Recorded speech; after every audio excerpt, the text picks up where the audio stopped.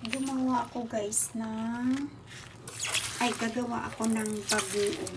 Ay, bilis na bagoong. Ay, ganito daw sabi niya. Sabi ng friend ko, 5 cup ng isda, and then 1 cup ng asin. Tapos, ihalo daw siya ng ihalo hanggang matunaw yung asin. Pero sa tingin ko, yung nilagay kong rock salt, medyo mahirap matunaw. Mahirap kaya lagay lang muna natin dito. Stay lang natin siya dito bago natin isalin dito sa my garapon.